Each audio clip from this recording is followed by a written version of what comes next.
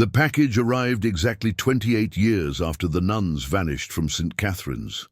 Inside was a single cassette tape and a note written in familiar handwriting, the handwriting of a dead man.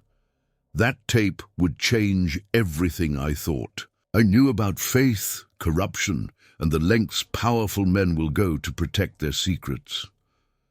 I grew up in the shadow of St. Catherine's Cathedral, a towering Gothic structure that dominated our small town of Millfield. My father worked as the groundskeeper for the adjoining cemetery, and our modest home sat just beyond the wrought iron gates that separated the living from the dead. As a child, I spent countless hours wandering between the weathered headstones, making up stories about the people buried beneath them. The cathedral bells marked the hours of my childhood, their deep resonance a constant reminder of the church's presence in our lives. Father Thomas was the senior priest at St. Catherine's, a tall man with kind eyes and a gentle smile that put everyone at ease. I remember how he would sneak me peppermint candies during Sunday service when my mother was not looking. He seemed to genuinely care about everyone in our community. His sermons spoke of compassion and forgiveness, values that resonated deeply with me even as a young boy. The congregation adored him, and he was the reason many people, including my parents, attended Mass every Sunday without fail. The nuns of St. Catherine's ran the adjoining school where I was educated. Sister Mary Agnes served as the principal, a stern woman whose ruler found the knuckles of misbehaving students with unerring accuracy. Sister Elizabeth taught mathematics with precision and patience. Sister Margaret handled literature and history, her voice bringing ancient stories to life. Sister Catherine, the youngest of the four, taught music and art, her gentle encouragement helping even the least talented students find joy in creation. These four women shaped the education of every child in Millfield for more than a decade. My mother worked as the school secretary, making me privy to the inner workings of St. Catherine's in ways other students were not. I often stayed after school, completing homework in her office while listening to the rhythm of adult conversations that flowed around me. The adults rarely noticed my presence, assuming a child would not understand or remember their words. They were wrong. I remembered everything.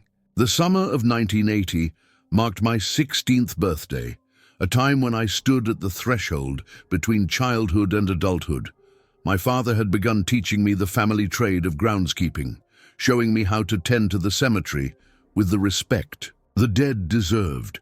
I spent mornings mowing the vast lawns between gravestones and afternoons helping my mother with clerical tasks at the school. It was during those warm summer days that I first noticed something had changed at St. Catherine's. Father Thomas appeared increasingly distracted during Mass, his formally polished sermons becoming disjointed and rushed. Dark circles formed under his eyes, and his once immaculate cassock often bore wrinkles as if he had slept in it. I observed hushed conversations between him and the nuns that abruptly ended whenever anyone approached. My mother mentioned that Sister Mary Agnes had requested unusual access to the school financial records, something that had never happened in all her years as secretary. The tension built throughout the summer, an invisible current running beneath the placid surface of church life. I noticed Sister Elizabeth making late-night trips to the cathedral archive, arms laden with folders and ledgers. Sister Margaret began making phone calls from the school office, speaking in whispers and hanging up whenever someone entered the room. Sister Catherine, always the most approachable of the four, began avoiding interaction with everyone, her eyes constantly downcast and rimmed with red as if she had been crying. My parents dismissed my concerns, telling me I was imagining things. My father reminded me that the church had its own business that did not concern us. My mother suggested I focus on preparing for the upcoming school year instead of inventing mysteries where none existed, but I knew something was wrong. The cathedral, that had always represented stability and safety in my life suddenly felt like it harbored secrets in its shadows. On August 12th, a Monday, I arrived at the school to help my mother organize textbooks for the coming semester. The building stood unnaturally quiet, the usual preparations for the new school year conspicuously absent. My mother sat at her desk, her face pale and hands trembling slightly as she sorted through paperwork. When I asked what was wrong, she told me that all 4 nuns had left St. Catherine's. They had apparently received reassignments to different parishes across the country, effective immediately. There had been no farewells, no announcements, simply empty rooms where their lives had been. Father Thomas addressed the congregation the following Sunday, explaining that the diocese had required the immediate reassignment of Sisters Mary Agnes, Elizabeth, Margaret and Catherine due to urgent needs at other parishes. He assured everyone that new nuns would arrive before the school year began. His voice carried the same warmth and authority it always had, but I noticed he never quite met the eyes of the parishioners as he spoke. The congregation accepted his explanation without question. Who would doubt the word of Father Thomas? I wanted to believe him. I needed to believe him. But that night I discovered the first piece of evidence that something far more sinister had occurred at St. Catherine's. While helping my father collect trash from the church offices, I found a torn photograph in Father Thomas's wastebasket.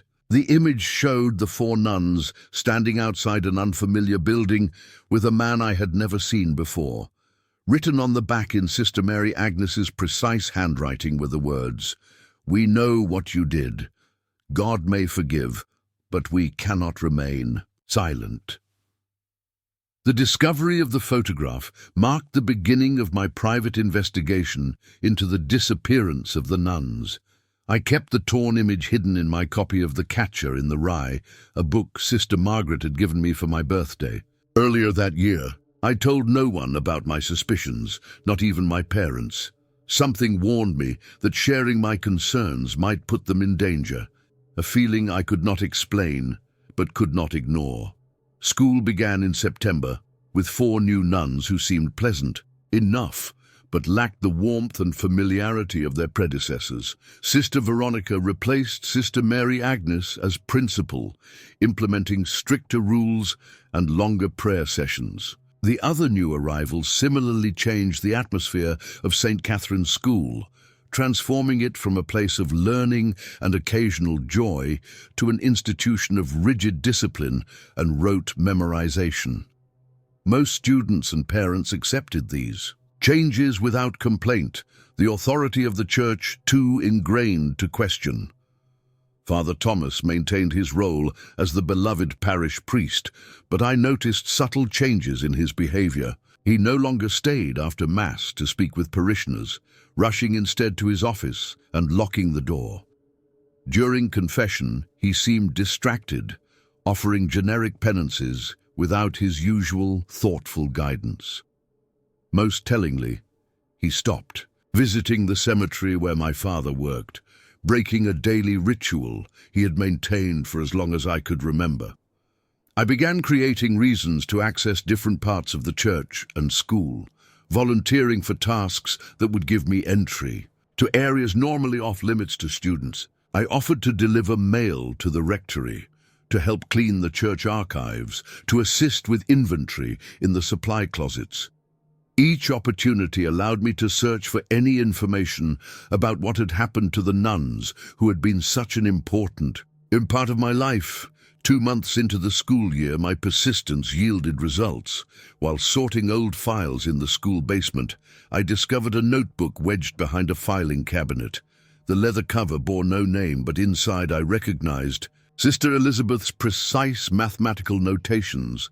The entries detailed financial discrepancies in the church accounts spanning 5 years. Large sums of money had been diverted from the school building fund, the cemetery maintenance account, and most disturbingly, from a special collection meant for an orphanage in Mexico. Sister Elizabeth had traced the missing funds to an account accessible only to Bishop Reynolds, the head of our diocese, and Father Thomas. The discovery left me cold with shock. Father Thomas, the man who had shaped my understanding of morality, potentially involved in stealing from orphans. I wanted to believe there was some explanation, that the numbers in Sister Elizabeth's notebook were wrong or misinterpreted. But her mathematical skills had been legendary at St. Catherine's. If she had documented these discrepancies, they were real. I continued my search with renewed purpose, now focusing on any connection between Father Thomas and Bishop Reynolds. My opportunity came when my mother asked me to help organize the parish records. Among the meticulously maintained files, I found correspondence between the two men dating back 15 years. The letters started as formal communications about parish business, but gradually became more personal. They referenced shared vacations, expensive gifts, and property purchases that seemed beyond the means of men who had taken vows of modest living.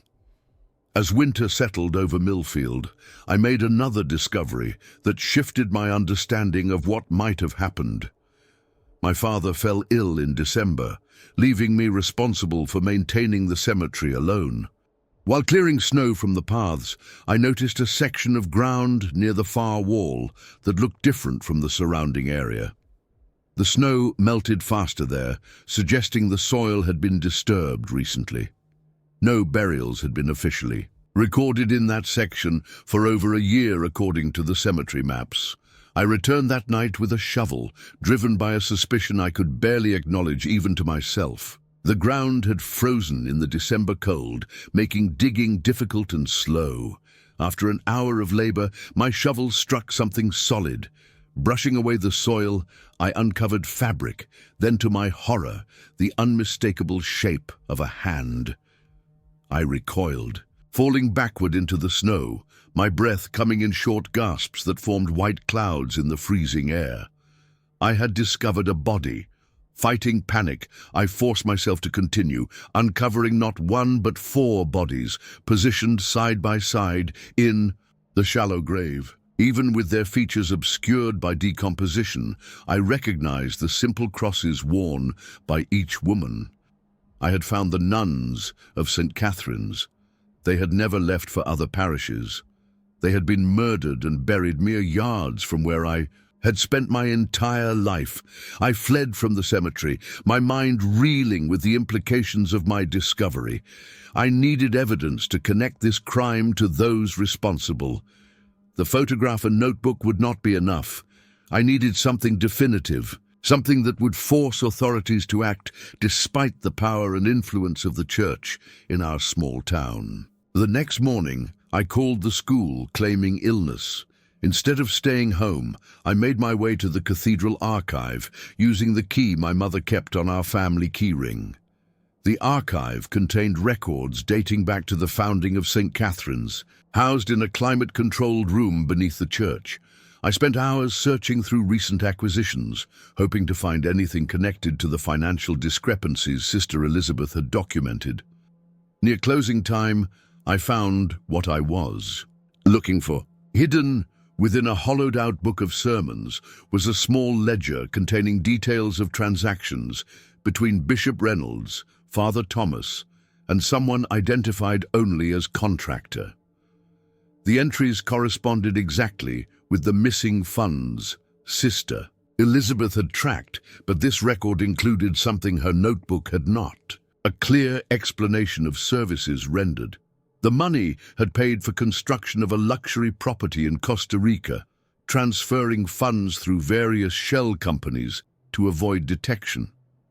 As I sat absorbing this information, I heard the archive door open. Father Thomas entered, his eyes widening in surprise at finding me there. He asked what I was doing in the archive after hours. I told him I was researching a school project on the history of St. Catherine's. He smiled, but the expression did not reach his eyes.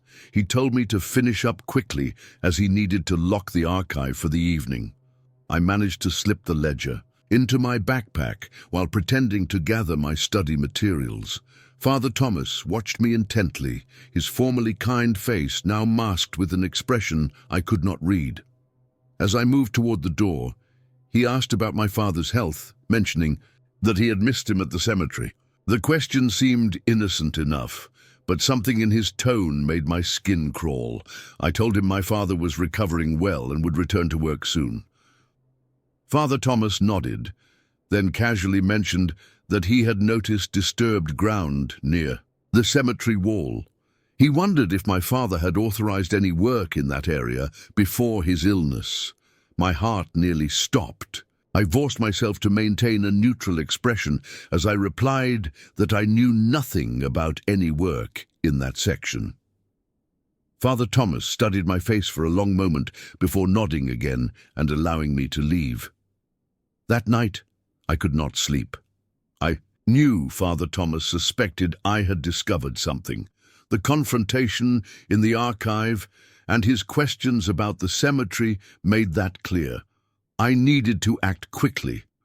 I carefully documented everything I had found, making copies of Sister Elizabeth's notebook, the ledger from the archive, and the photograph. I placed these copies in a sealed envelope addressed to the state police, and asked my friend James to mail it from the neighboring town during his weekend visit to his grandmother. The next evening, I overheard my parents talking in hushed voices. In the kitchen, Father Thomas had visited while I was at school and informed them that the diocese was closing St. Catherine's School at the end of the academic year due to financial constraints. All staff, including my mother, would receive severance packages with the condition that they sign confidentiality agreements about internal church matters. My father's position as cemetery groundskeeper would remain, but would now fall under direct diocesan control rather than local parish management. The message was clear. The church was consolidating control and silencing potential questions. I wondered how many other families had received similar visits, how many other people were being bought off or intimidated into silence. The realization that Father Thomas could so easily manipulate my parents, people I had always seen as strong and independent, filled me with both fear and rage. The final piece of the betrayal fell into place a week later. Bishop Reynolds made a rare appearance at Sunday Mass, his imposing figure resplendent in formal vestments. He spoke glowingly of Father Thomas's service to the parish and announced his promotion to a position at the diocesan headquarters. Father Thomas would be leaving St. Catherine's at the end of the month. The congregation applauded this recognition of their beloved priest, unaware they were celebrating the escape of a man involved in theft and murder. After the service, Bishop Reynolds held a special meeting with the parish council, including my parents. I waited in the car, watching through the window as the bishop spoke with animated gestures. When my parents finally emerged, my mother was clutching a check, her expression a mixture of relief and unease. On the drive home, I learned that the diocese had established a special fund to support long-time employees affected by the school closing. My parents had received $50,000, an amount that seemed to erase any reservations they had about the sudden changes. That evening, I stood at my bedroom window watching the lights of St. Catherine's Cathedral glow against the night sky. The building that had been the center of my spiritual and educational life now represented something corrupt and sinister. The priests and bishop who had preached about truth and justice had murdered 4 women for threatening to expose their financial crimes. They had buried them in unconsecrated ground without dignity or proper rites. Now they were systematically erasing any connection to their crimes, using money and influence to ensure silence. The ultimate betrayal came not from the church leaders, whose corruption was now clear to me, but from my community and my own parents. They accepted the convenient explanations and financial compensation, choosing comfortable denial over difficult truth. As I watched my mother carefully deposit the diocese check the next day, I realized that justice for Sister Mary Agnes, Sister Elizabeth, Sister Margaret, and Sister Catherine would never come through official channels. If they were to receive any justice at all, it would have to come from me. The weeks following my discoveries plunged me into an emotional darkness I had never experienced before. I moved through my daily routines like a sleepwalker, attending classes, helping with chores, responding to conversations with mechanical politeness. Inside, however, I cycled through waves of disbelief, rage, and paralyzing fear. The foundations of my world had disintegrated, leaving me adrift in a reality where the most trusted figures in my community were murderers and thieves. Sleep became my enemy. Each night I lay awake, haunted by images of the nuns in their shallow grave. I imagined their final moments, wondering if they had realized what was happening, if they had been afraid, if they had prayed for salvation that never came. When exhaustion finally claimed me, my dreams were filled with their faces, pale and accusing, asking why no one had protected them, why no one sought justice for their murders. My parents noticed the change in me, but attributed it to typical teenage moodiness or perhaps stress about the school closing. They encouraged me to talk with Father Thomas before he left for his new position, suggesting that spiritual guidance might help me through this difficult time. Their obliviousness to the true situation made me feel even more isolated. How could I explain that the man they trusted was a monster? How could I tell them I had found murdered nuns in the cemetery, where my father had worked for decades? I waited anxiously for some response to the evidence I had sent to the state police. Days passed with no news of an investigation. I checked the local and state newspapers daily, expecting headlines about bodies discovered at St. Catherine's Cemetery, about financial fraud within the diocese, about the arrest of Father Thomas and Bishop Reynolds. There was nothing. The silence confirmed my growing suspicion that the church's influence extended beyond our small town, reaching into law enforcement and perhaps even government. 2 weeks after I had mailed the evidence, James told me his package had been returned as undeliverable. The envelope I had so carefully prepared had never reached the state police. Someone had intercepted it, someone who knew what I was trying to do. The realization that I was being watched heightened my fear to near unbearable levels. I began taking convoluted routes home from school, constantly checking for followers, avoiding being alone in the church or school buildings. My grades suffered as I withdrew from academic life. Sister Veronica called my parents to discuss my declining performance, suggesting that I might be experiencing spiritual doubts that were affecting my studies. She recommended increased prayer and more regular confession. The irony of her concern was almost unbearable. The church that had murdered 4 women now worried about the state of my soul. One Sunday in late January, I found myself unable to enter St. Catherine's for Mass. Standing at the entrance, watching parishioners file past me with their practiced Sunday smiles, I felt a physical revulsion so strong I nearly vomited. These people stood and knelt and prayed in a building funded in part by stolen money, led by a man who had buried nuns in unconsecrated ground. Their faith seemed not just misplaced, but obscene. I turned and walked to the cemetery instead, sitting among the headstones until my family found me after the service. My mother was concerned by my behavior, asking if I was ill. I told her I felt disconnected from the church lately and needed time to think. My father suggested it was just part of growing up, questioning what one had been taught as a child.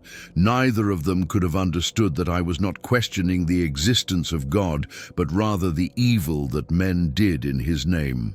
The week before Father Thomas was scheduled to leave St. Catherine's, he requested I meet him after school. My mother insisted I go, seeing this as an opportunity to resolve whatever spiritual crisis she believed I was experiencing. I agreed, not out of any desire for his counsel, but because I wanted to look into the eyes of a killer one last time. Father Thomas received me in his office, most of his belongings already packed in boxes stacked against the walls. He invited me to sit, his manner as warm and paternal as it had always been. He spoke of having watched me grow up, of his pride in the young man I was becoming, of his hopes for my future. Then his tone changed subtly as he mentioned hearing I had been spending time in the cathedral archives and the cemetery. He told me that adolescence was often a time of curiosity and exploration, but that some places contained information or history not meant for young minds. The archive documents might seem interesting, he suggested, but could be misunderstood without proper theological and historical context. Similarly, the cemetery might spark philosophical thoughts about mortality, but dwelling too much on death could lead to morbid obsessions, unhealthy for someone my age. His words were carefully chosen, his message clear beneath the gentle delivery. Stop looking, stop questioning, focus on your own life and future. He never directly acknowledged the nuns or the financial crimes, but his eyes held a warning I could not misinterpret. As our meeting concluded, he presented me with a leather-bound Bible, my name embossed on the cover in gold. A parting gift, he called it, a reminder of the values St. Catherine's had instilled in me. I accepted the Bible with murmured thanks, fighting the urge to throw it in his face. As I turned to leave, Father Thomas called my name once more. When I looked back, all pretense of warmth had vanished from his expression. He told me that Bishop Reynolds had taken a special interest in my family's well-being and would be watching over us after his departure. The threat could not have been clearer. If he had held a gun to my head. That night, I made my decision.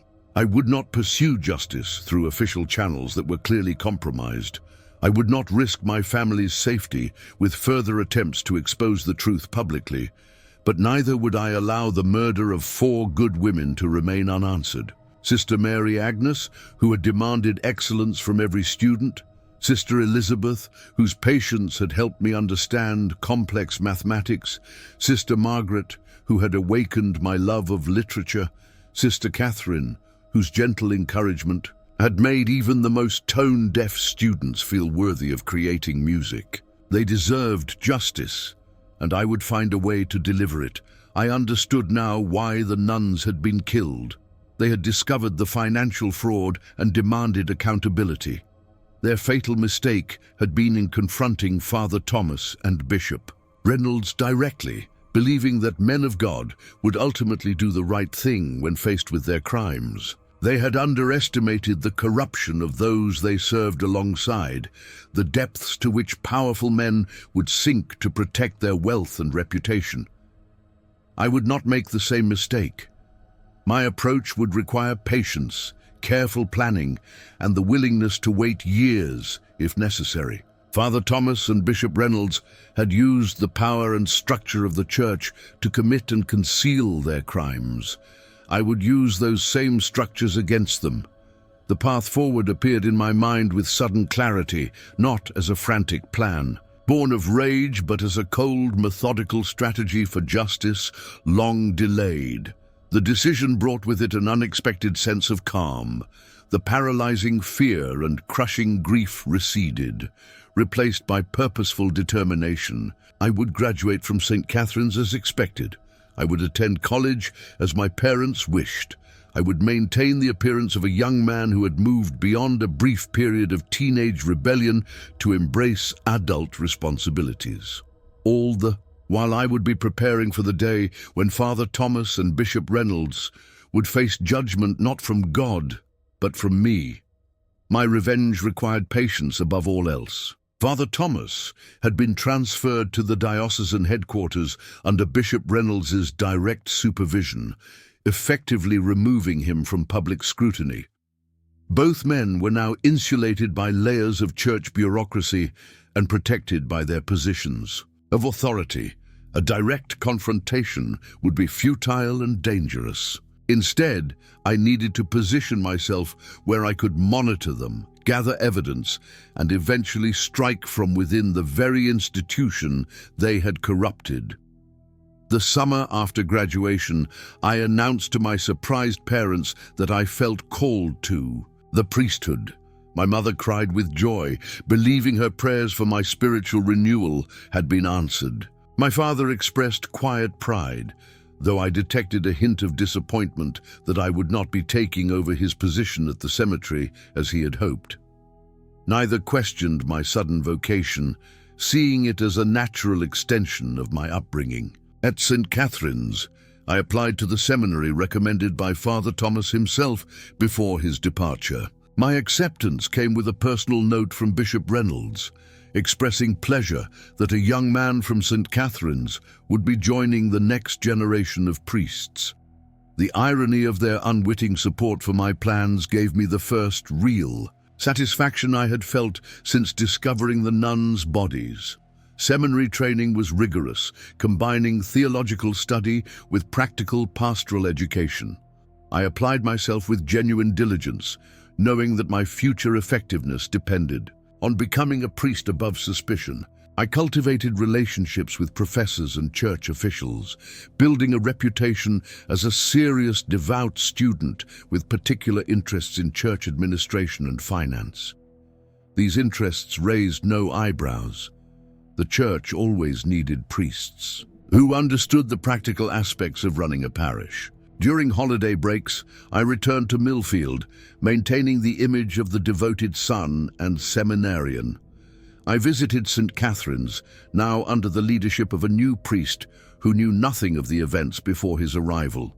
The school had indeed closed, the building now used only for Sunday religious education classes.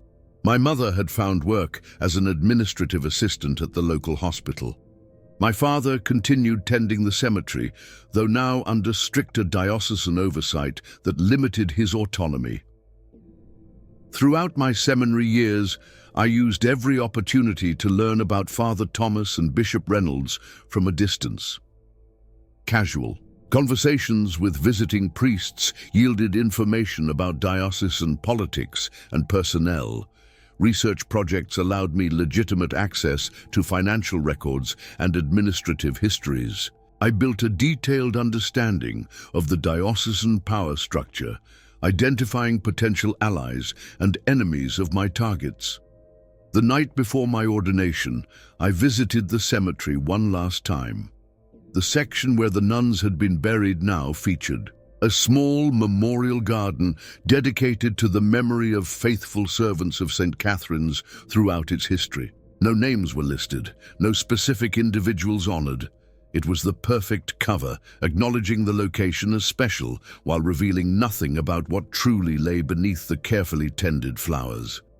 I knelt there in the darkness, renewing my promise to the women whose cases had been forgotten by everyone but me. My ordination proceeded with all the ceremony the Church reserves for such occasions. Bishop Reynolds himself presided, placing his hands on my head to confer the sacrament of holy orders. I felt nothing but cold determination as his touch sanctified me as a priest. In the eyes of the Church and my community, I had completed a journey of faith. In truth, I had simply moved one step closer to justice. My first assignment placed me at a large parish 30 miles from the diocesan headquarters, close enough to maintain connections, but not so close as to arouse suspicion about my interest in diocesan matters. The pastor, Father Gregory, was nearing retirement and grateful for an energetic young priest willing to take on administrative responsibilities. I quickly made myself indispensable, managing parish finances with exemplary transparency, while also fulfilling all pastoral duties with apparent devotion. During my second year at the parish, I began volunteering for diocesan committees, particularly those dealing with financial oversight and property management. These positions gave me legitimate reasons to visit diocesan headquarters regularly and access records that would otherwise be restricted. Father Thomas, now Monsignor Thomas, occasionally attended these meetings, though he showed no sign of recognizing me as anything other than a recently ordained priest with administrative talent. I cultivated friendships with secretaries and administrative staff at headquarters, people whose work gave them access to information, but whose positions were considered too lowly for concern. I remembered how my own mother had been privy to conversations and documents simply by virtue of being present but overlooked. These relationships yielded valuable intelligence about the current activities of my targets, including their travel schedules and private meetings. 4 years into my priesthood, the opportunity I had been waiting for finally emerged. The diocese announced the creation of a new position, Executive Secretary to the Bishop for Special Projects. The role would report directly to Bishop Reynolds and assist with sensitive matters requiring discretion and financial expertise.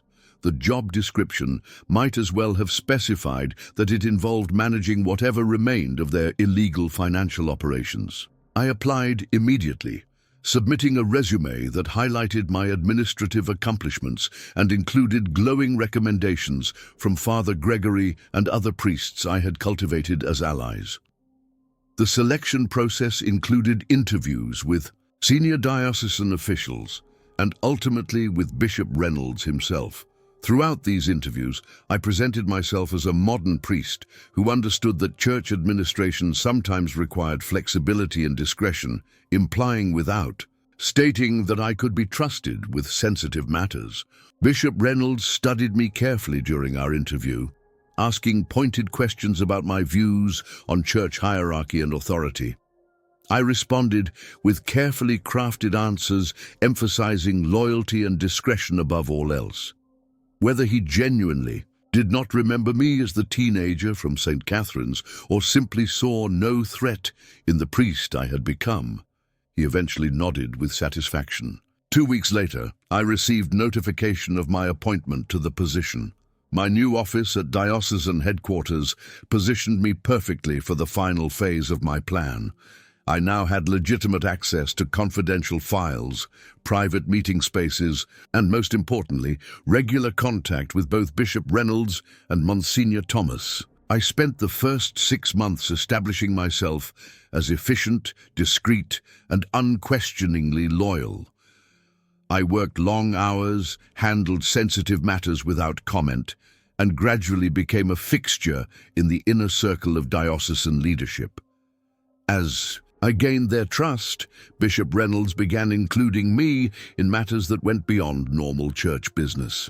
I was tasked with managing a set of real estate investments held through shell companies, transferring funds between accounts that existed outside normal diocesan financial structures, and arranging private travel that appeared on no official itinerary.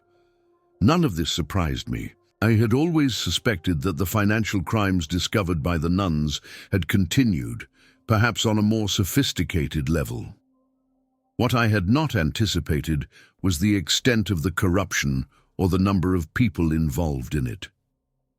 Bishop Reynolds stood at the center of a network that included not just Monsignor Thomas, but several other priests, 2 lawyers, a banker, and even a local judge. Together, they had misappropriated millions from church collections, endowments, and bequests, investing the money in properties and businesses that generated revenue shared among the conspirators. I documented everything meticulously, creating a secure digital archive of evidence far more comprehensive than what the nuns had discovered decades earlier. I recorded conversations using a device disguised as a pen that I carried at all meetings. I photographed documents before returning them to locked cabinets. I created a detailed map of their criminal enterprise, identifying every participant, every transaction, every fraud. In my 8th year of priesthood, Monsignor Thomas was diagnosed with aggressive pancreatic cancer. The prognosis was grim, with doctors estimating he had 6 months to live at most. As his health deteriorated, Bishop Reynolds assigned me to assist him with finalizing his personal affairs. an assignment that gave me unprecedented access to his private documents and correspondence. Among these, I finally found what I'd been seeking for nearly a decade: his personal records regarding the events at St. Catherine's. The contents confirmed everything I had suspected, while adding details I had not known. The nuns had indeed discovered the financial fraud and confronted Father Thomas, believing he might have been an unwitting participant in the bishop's schemes. Instead, he had immediately informed Bishop Reynolds, who ordered the nuns killed. To protect their operation, Thomas had poisoned them during a private dinner meeting supposedly called to discuss their concerns. The bishop had personally supervised their burial in the cemetery, choosing the location carefully to minimize the chance of discovery. With this final piece of evidence secured, I completed preparations for the last phase of my plan. I identified a journalist known for investigations into institutional corruption, establishing contact through an anonymous email account. I prepared packages of evidence for the State Attorney General, the federal authorities, and even Vatican officials responsible for investigating crimes within the Church. Each package was comprehensive, yet focused on different aspects of the crimes, ensuring that multiple investigations would be triggered simultaneously. Most importantly, I recorded a full confession from Monsignor Thomas himself. As his cancer progressed and morphine clouded his judgment, I sat beside his hospital bed, speaking softly about St. Catherine's, about the financial discrepancies the nuns had discovered, about the convenient timing of their reassignment. In his drug-induced haze, he mistook me for another conspirator concerned about secrets being revealed. His whispered confession, captured by my recording device, provided the final, irrefutable evidence I needed. The stage was set. After 8 years of patience and preparation, I was finally ready to deliver justice for Sisters Mary Agnes, Elizabeth, Margaret, and Catherine. The timing had to be perfect, the execution flawless. There would be no second chance if any element failed. I scheduled the revelation of all evidence for June 15th, exactly 28 years since the nuns had disappeared from St. Catherine's. June 15th dawned clear and bright, sunlight streaming through my apartment windows as I performed my morning rituals one last time as Father Michael Sullivan, Executive Secretary to Bishop Reynolds. I dressed with particular care in my clerical attire, the white collar feeling neither ironic nor hypocritical around my neck. Whatever my motivations for entering the priesthood, I had performed my duties faithfully, offering genuine comfort and guidance to those in need. The collar represented not just my cover, but a role I had grown to respect, even as I prepared to bring down those who had corrupted it. I arrived at diocesan headquarters early, nodding to security guards who had long since stopped checking my credentials. My office contained nothing personal, no photographs or mementos that might need retrieval later. Everything of importance had already been removed, digital evidence secured on multiple encrypted drives hidden throughout the city. Today, I would bring nothing out of the building. Today was only about what I would leave behind. The morning proceeded with normal routine. I attended a budget meeting, reviewed correspondence for the bishop, and scheduled appointments for the coming week. At precisely 11:15, I excused myself, informing the bishop's secretary that I needed to check on Monsignor Thomas at the hospital. No one questioned this. My visits to the dying priest had become a regular occurrence, viewed by others as an act of charity and respect. Instead of going to the hospital, I drove to the central post office, where I had rented a private box under a false name. From this location, I mailed the evidence packages I had prepared, each addressed to different authorities, with instructions for simultaneous opening 48 hours later. The timing would prevent the bishop from using his influence to stop all investigations once the first became public. I then proceeded to a pre-arranged meeting with the journalist I had contacted, a woman named Sarah Winters, who specialized in exposing institutional corruption. We met in a hotel conference room I had booked under yet another false name. For 3 hours, I walked her through the evidence I had gathered, explaining the connections between seemingly unrelated documents, translating church terminology, and providing context for the recorded conversations. She asked sharp, insightful questions, taking copious notes and occasionally shaking her head in disbelief at the extent of the corruption.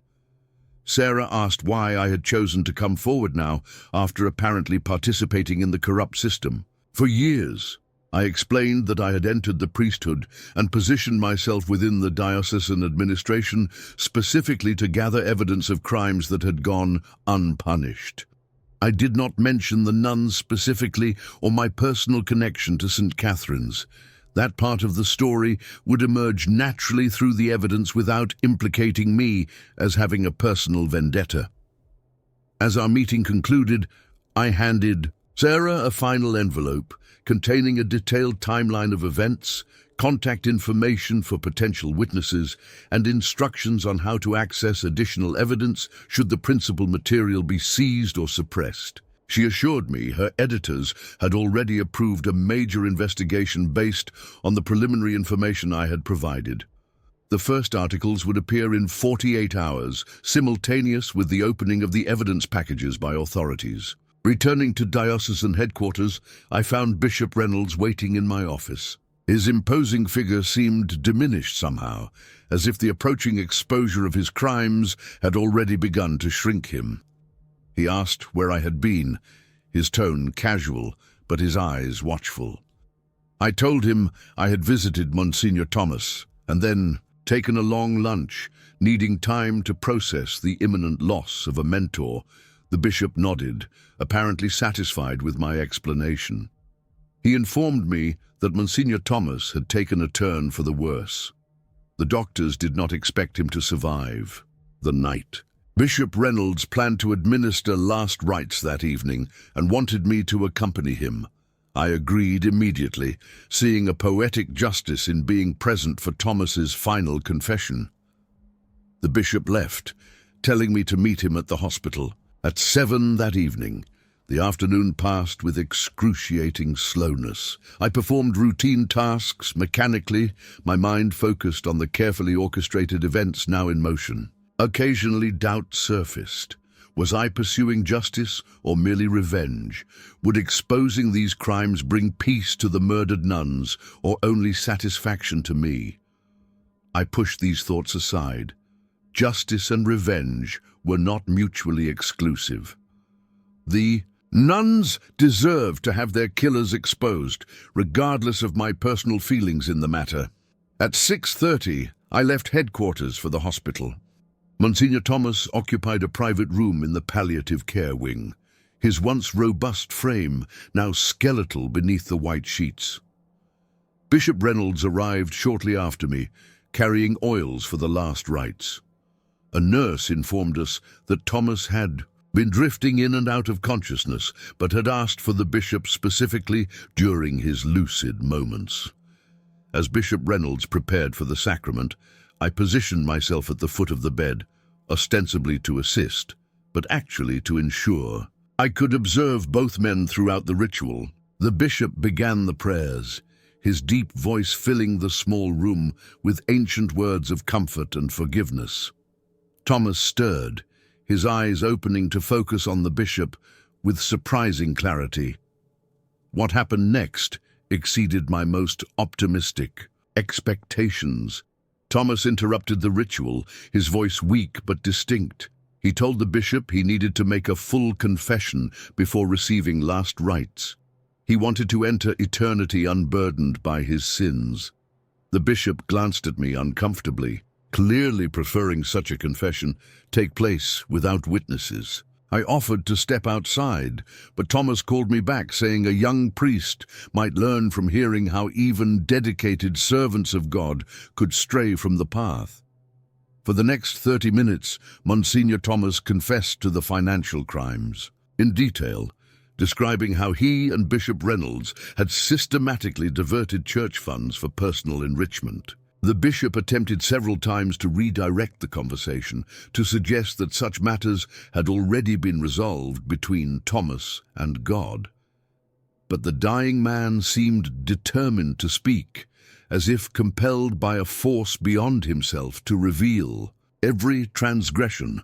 Then, to my carefully concealed shock, Thomas began speaking about St. Catherine's, his drug-weakened mind confused past and present, addressing me as if I were a co-conspirator from that time. He spoke of the nuns discovering their financial schemes, of their threat to expose everything to church authorities in Rome. He described the decision to eliminate them, the poison added to their evening tea, the burial in unconsecrated ground, beneath a moonless sky. Throughout this confession, Bishop Reynolds stood rigid with tension, his face betraying neither confirmation nor denial. When Thomas finally exhausted himself, falling back against his pillows with closed eyes, the room filled with heavy silence. Bishop Reynolds completed the last rites mechanically, his voice now devoid of its former resonance. As we left the hospital, he gripped my arm with surprising strength, telling me that a dying man's rambling, especially under heavy medication, often mixed fiction with reality. What we had heard was not to be repeated or recorded in any official capacity. I assured him I understood completely. That night I made my final preparations. I withdrew cash from an account established under a false identity, packed a single suitcase with essential items, and left my apartment for the last time. I checked into a motel on the outskirts of the city, paying cash and using an alias. From there, I made a series of phone calls, confirming that everything was proceeding according to plan. The evidence packages would be delivered the next day. The newspaper would run its first story the morning after. By then, I would be gone. Early the next morning, I drove to a storage facility where I had rented a unit years earlier. Inside waited a new identity complete with passport, driver's license, and credit cards. I changed clothes, leaving my clerical attire in the facility to be discovered later. I transferred the contents of my wallet to the new identity, took one last look at the life I was leaving behind, and walked out to begin my disappearance. Before leaving the city, I made one final stop. I drove to St. Catherine's Cemetery in Millfield, now expanded and modernized, but still containing the unmarked grave of the 4 nuns. The memorial garden remained, its flowers blooming in the summer sunshine. I placed a single white rose on the ground and whispered a promise that by this time tomorrow, the world would know the truth of what had happened there. As I prepared to leave, I noticed an old man watching me from the cemetery entrance. With a jolt of recognition, I realized it was my father, now retired, but apparently still connected to this place. He approached slowly, his gait unsteady with age. He asked if I was visiting someone special, his eyes studying my face with an intensity that suggested he recognized me, despite the years and changes. I told him I was paying respects to some forgotten servants of the church. He nodded, appearing unsurprised by my answer. Before I could leave, he pressed something into my hand, a small, worn prayer book that I recognized immediately as having belonged to Sister Margaret. His eyes held mine as he told me that some truths stayed buried, only until the right time came for their resurrection. He turned and walked away before I could respond, leaving me to wonder how much he had known all along. I left Millfield and drove to an airport 3 states away.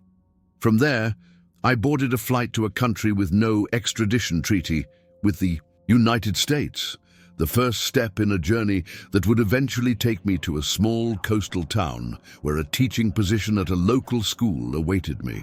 My new life had been carefully constructed over years, with a background and credentials that would withstand scrutiny. The next 48 hours unfolded exactly as I had planned. The evidence packages reached their destinations simultaneously.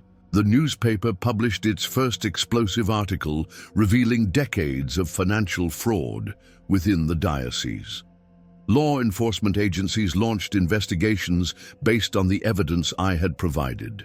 Most importantly, the location of the nuns' remains was revealed, leading to the exhumation of their bodies and forensic confirmation of their identities and cause of death. Bishop Reynolds attempted to flee but was arrested at the airport. Several members of his corrupt network quickly turned on each other, offering testimony in exchange for leniency. The investigation expanded to include other dioceses where similar patterns of financial fraud were discovered. The scandal reached the highest levels of the American Catholic Church, triggering reforms and oversight mechanisms long resisted by church leadership.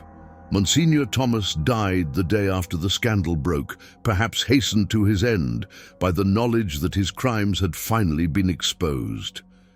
Bishop Reynolds eventually faced trial on multiple charges including murder, fraud, money laundering, and obstruction of justice. His conviction and life sentence made headlines worldwide, a powerful symbol of accountability finally reaching those who had considered themselves above the law. From my new home, thousands of miles away, I followed these developments through international news sources. I felt neither triumph nor regret, only a quiet certainty that I had fulfilled my promise to those 4 women who had died for threatening powerful men with exposure of their crimes. Sisters Mary Agnes, Elizabeth, Margaret, and Catherine received proper burial rites at last, their courage and sacrifice acknowledged by the very institution that had once silenced them. 5 years have passed since justice finally found Bishop Reynolds and the memory of Monsignor Thomas. I have built a quiet life in this coastal town where no one knows my former name or vocation. I teach literature at a small local school, sharing with my students the love of stories that Sister Margaret once nurtured in me. My modest home overlooks the ocean, providing a peaceful view that helps calm the memories that still occasionally disturb my sleep. The scandal I helped expose has had far-reaching consequences beyond the prosecution of those directly involved. The American Catholic Church implemented sweeping financial reforms, creating transparent oversight mechanisms and independent review boards to prevent similar abuses of power. Several other dioceses underwent forensic audits that revealed varying degrees of financial misconduct, though none as severe as what Bishop Reynolds had orchestrated. The Vatican established new protocols for handling whistleblower reports, particularly those involving financial improprieties. More personally significant was the impact on St. Catherine's Parish. After the truth about the 4 nuns emerged, the parish council commissioned a memorial to honor them properly. The unmarked section of the cemetery where they had been buried was transformed into a meditation garden with 4 stone benches, each bearing the name of one of the murdered women. The school building, closed for decades, was renovated and reopened as a community center named after the nuns. Their story became part of the parish history, a cautionary tale about corruption and a testament to moral courage. My parents never knew of my involvement in exposing the truth. My father passed away 3 years ago, taking to his grave whatever suspicions he might have harbored about my connection to the case. My mother still lives in Millfield, now a respected elder in the renewed St. Catherine's community. We speak by phone occasionally, our conversations carefully avoiding any mention of my former priesthood or current location. She believes I left the church for personal reasons and now live somewhere on the West Coast. It is better this way, safer for her to know nothing that might connect her to my actions. Sometimes I question whether I made the right choices. I spent a decade of my life in pursuit of justice, assuming a false vocation, living a double life of meticulous deception. I wonder if Sister Mary Agnes would have approved of my methods, if Sister Elizabeth would have calculated the moral equation differently, if Sister Margaret would have found my story worthy of telling, if Sister Catherine would have seen beauty. In the resolution I orchestrated, I find comfort in knowing that their killers faced justice, that the corruption they died exposing was finally revealed and addressed.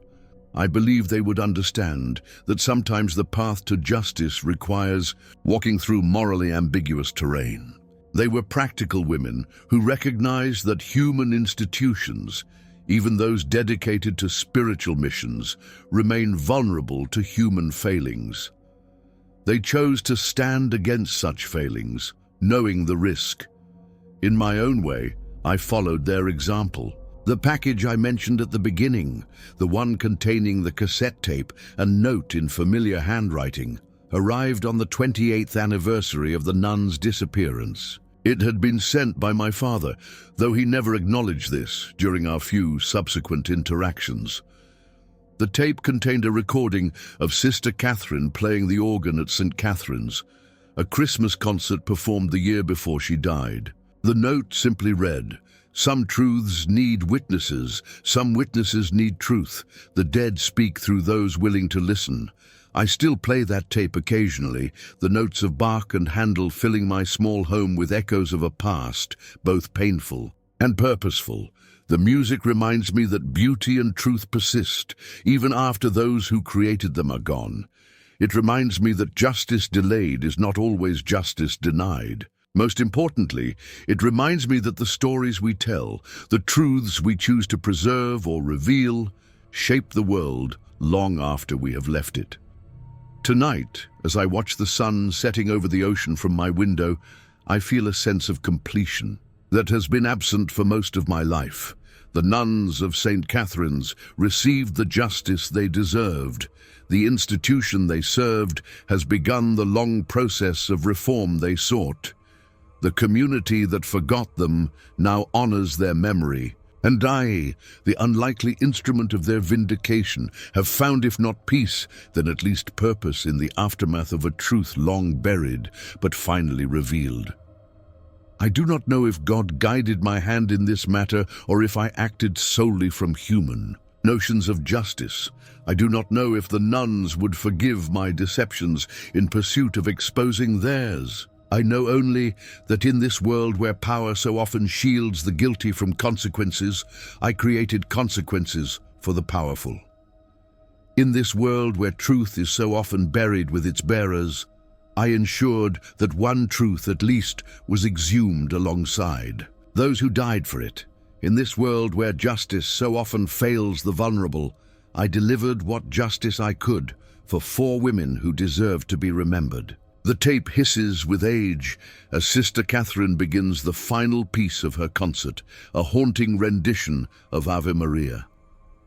I close my eyes and listen, allowing the music to carry me back to St. Catherine's Cathedral, to the school where I learned about both knowledge and its costs, to the cemetery where 4 women lay forgotten until I ensured they would be remembered. Their story is now told. Their murderers have faced judgment. Their truth lives on, preserved not just in court records and newspaper archives, but in the memory of a community awakened to the corruption in its midst. This is how justice sometimes comes, not in thunderous proclamations or swift retribution, but in patient, methodical revelation of truth long suppressed, not through official channels compromised by power and influence, but through the determined actions of those unwilling to accept comfortable lies. Not immediately following the crime, but years or even decades later, when the guilty have begun to believe in their permanent escape from consequences. The music ends. The tape clicks off automatically. The sun completes its descent below the horizon, leaving my room in gathering darkness. Tomorrow will bring another day of teaching, of building my new life, of moving forward. But tonight, I allow myself to look back one last time, to acknowledge the path that brought me here, to honor 4 women whose courage inspired my own, sisters Mary, Agnes, Elizabeth, Margaret, and Catherine, remembered, honored, avenged.